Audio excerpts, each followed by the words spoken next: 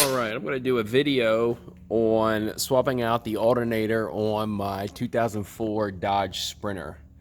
That is the existing alternator, and it looks like I do have a leak. Once that's off, I'm going to see if I can't locate that leak as well. I don't know, that leak could be causing the issue with the alternator actually. So the first thing to do is to actually disconnect the negative battery cable. I actually have my vehicle up on a lift, so I can't show you that. But then the second thing to do is you have to get in there with either, let's get up in there, that's a I think it's a T50 or T60, or you can use that 12 point. That's a 12 point socket as well. Off the top of my head, I think it's a 12 point, like 16 or 17 or an 18 deep wall, and you pull it towards the driver's side, and that's what loosens the belt. And then what you'll do is you'll just slide that off the pulley and just leave the belt in its place. That way you don't lose all your positioning. There is 4 bolts. They're T12. There are 2 here, and then if you look up in there, there's 2 there. It's pretty straightforward from what the manual says. I'll probably add those pictures. And if there's any tips or tricks along the way, I'll obviously record them as well. All right. Well, I'm going to have to call bullshit on the service manual's instructions because this would be pretty tricky. So basically what you got to do is this bracket that holds I actually got to probably get another, that thing's coming out. I got to get one of them, the delete. But anyway, that delete is in your way to get that top bolt, unless, you know, when you push it out of the way, what I did. Maybe that's why it's loose. But anyway, I only had 1 bolt. You got to remove those 2 bolts that are through there onto this bracket. Remove those bolts, and then you'll get play in that resonator to pull that out. And to get those top bolts out, you'll need E12 like that.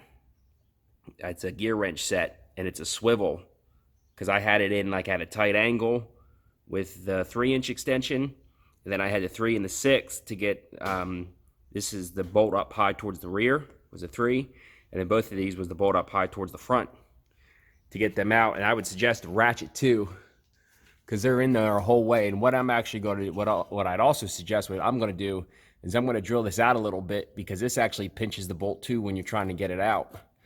And it's just a little bracket that mainly holds the resonator in. There's a little wire clip on it, but I actually do, I think I have a failed gasket for, I don't know if that's the water pump housing or if that's all one. I forget. I did one of these on my other Sprinter. But yeah, that's definitely coming from that area. So I'm probably going to have to, drop this. It's on a lift. So I'm going to drop it down and try to fix that here as well. Okay, so this bolt is an E12. So you'll need an E12 socket. You'll need an 8mm socket for that little stud. And then the nut that holds the positive cable on is a 12mm.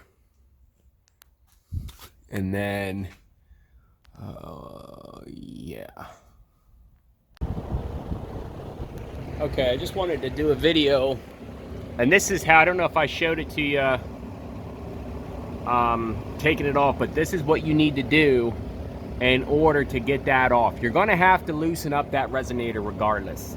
So you have to loosen that resonator hose up, and then you'll have access to get that swivel head up on there, both of them, the top, the left and the right, up top there. That's what you got to do. I got a ratchet, makes it go a lot faster, and then I'll probably pull a ratchet off and just torque it up by hand to get a good, get them good and snug. Once that's done, that's pretty much it. Just got to hook those